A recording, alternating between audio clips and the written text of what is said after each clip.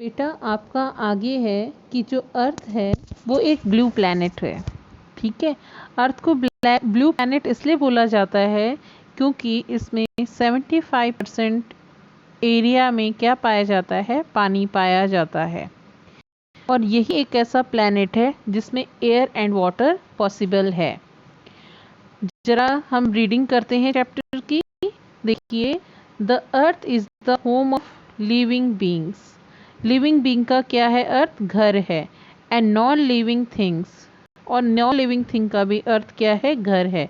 It is the only planet. Only planet means इसके अलावा कोई दूसरा प्लैनेट नहीं है सोलर सिस्टम में जिसमें एयर और वाटर हो। यही एयर एंड वाटर के कारण क्या है, जो लाइफ होती है अर्थ में वो क्या होती है, सपोर्ट होती है। From the outer space earth appears blue. अब देखो, अब जब आप अर्थ को बाहर से देखते हैं, स्पेस से देखते हैं, तो अर्थ ब्लू दिखता है क्योंकि इसमें देखो जो बात मैंने अभी आपको बोली थी, 2/3 ऑफ द वाटर जो एरिया है वो पानी से घिरा हुआ है अर्थ का। 2/3 मतलब कि अगर आप 2/3 करोगे इंटू 100, अगर आप इसको ऐसे करेंगे तो आपके पास क्या आ जाएगा, 3 1 3, 3 3 9 पॉइंट क्या आ जाएगा। फिर आप क्या करेंगे, बचा 1, 3 3 9 पॉइंट, फिर 3, ऐसे चलता रहेगा। फिर आप इसको मल्टीप्लाई करोगे तो क्या आ जाएगा आपका, इसको मल्टीप्लाई करोगे 33.3 इंटू 2 करोगे तो आपके पास आएगा 66। मतलब इतना परसेंटेज क्या है पृथ्वी का, वो किस में है, पानी में है। ठीक है, उस इतने सरफेस पे क्या है, पृथ्वी के पानी है, और बाकी एरिया पे लैंड है। अब देखो, अर्थ क्या होता है, राउंड होता है शेप में। राउंड मतलब कि गोल। अर्थ कैसा है, गोल है, जो आपको ये डायग्राम में दिखा रखा है और लिखा हुआ है the earth look blue from space. Earth blue दिखता है स्पेस से। अब देखो, ये क्या होता है, स्लाइटली फ्लैटेंड होता है किस पे, बॉटम पे और टॉप पे। मतलब कि अर्थ कुछ ऐसा होता है, यहाँ से थोड़ा सा चपटा होता है और बाकी इसके जो साइड होते हैं वो इस तरह से बल्जिंग होती है। और ये आपका ये इक्वेटोरियल डायमीटर हो गया, जो आपने पीछे पढ़ा था 12756 किलोमीटर। इसका क्या होता है, इक्वेटोरियल डायमीटर होता है। और पोल्स का थोड़ा कम है, थोड़ा कम है। ठीक है, तो फ्लैटन, स्लाइटली फ्लैटन मतलब कि जो चपटा मैंने आपको दिखाया कुछ इस तरह से होता है। अर्थ क्या होता है, साइड में चपटा है।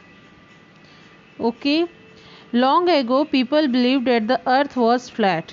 पहले लोगों को लगता था कि अर्थ क्या है, फ्लैट है, मतलब गोल नहीं है, इस तरह से है। They thought they would fall if they travel too far to its edges. उनको डर लगता था कि अगर ये अर्थ के किनारे पे जाएंगे तो वो क्या हो जाएंगे, गिर जाएंगे। ठीक है, उनको इस चीज़ का डर लगता था।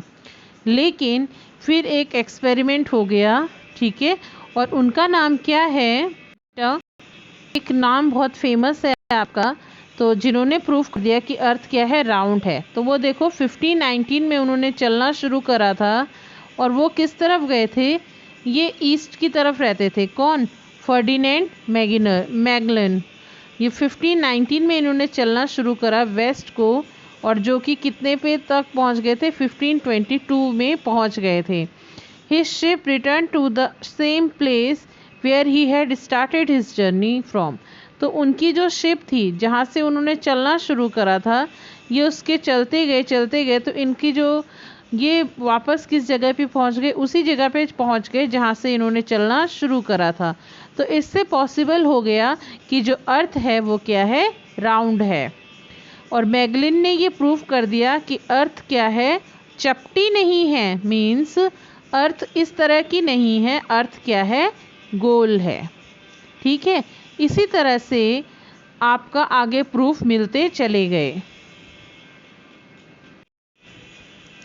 आजकल देखो बच्चों, जो सैटेलाइट फ़ोटोग्राफ्स हैं, जो आप सैटेलाइट के ज़रिए लेते हो, जिसमें रेडार यूज़ करे जाते हैं, इनसे ये प्रूफ हो गया है कि जो अर्थ है वो क्या है, राउंड है।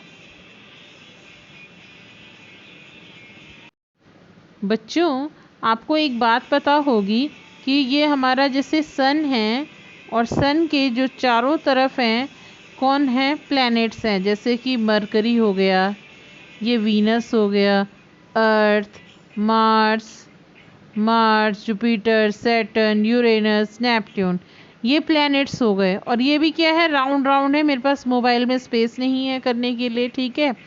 तो ये क्या है, तो इन्होंने बताया, ये कौन है, ये साइंटिस्ट का नाम क्या है, साइंटिस्ट जिन्होंने बताया इसके बारे में, इनका नाम है निकोलस कोपरनिकस। इनकी जो जन्म हुआ था 1473 में हुआ था और मृत्यु 1547 में हुई थी। तो ये पहले एक्सप्लोरर थे, पहले साइंटिस्ट थे जिन्होंने बताया कि अर्थ क्या है, राउंड है, और जो सन है वो क्या है, इस सेंटर में है। ओके बच्चों, आपने अगर ग्लोब की तरफ देखा होगा तो ग्लोब को घुमाने के लिए कुछ एक नीडल फिक्स करी गई है और उससे फिर ऐसे ही हम इसको आराम से घुमा सकते हैं। और ये जो नीडल फिक्स करी गई है, इससे क्या होता है कि ये थोड़ा झुका के फिक्स करी गई है, जिसको हम बोलते हैं एक्सिस। क्या बोलते हैं, एक्सिस, ठीक है। तो ये आप पढ़ लेंगे अपनी बुक से। 2 points on the globe through which the needle pass are the 2 poles। और जो जिनसे ये नीडल्स होके गुजरती है, जिससे आपने नीडल को घुसा दिया है, इसको बोलते हैं नॉर्थ पोल और इसको बोलते हैं साउथ पोल। मैंने NP और SP लिख दिया है। तो ये नॉर्थ पोल और साउथ पोल होते हैं जिनसे हमने ये नीडल घुसा रखी है। The globe can be move around this needle from west to east. Globe को भी आप क्या घुमाते हैं, वेस्ट टू ईस्ट घुमाते हैं, जैसे कि आपकी पृथ्वी घूमती है, ठीक है। जैसे आपकी धरती घूमती है, हम ग्लोब को भी उसी तरह से घुमाते हैं। But remember there is major difference, the real earth has no such needle. लेकिन एक बात याद रखिए कि जो असली अर्थ है उसमें क्या है, इस तरह की सुई नहीं है। और ये जो होता है अर्थ, वो क्या करता है, इमेजिनरी लाइन में घूमता है। मतलब आपने बस सोच रखा है, अर्थ अपनी ग्रेविटी से ही घूमता है, उसमें कोई नीडल फिक्स नहीं है।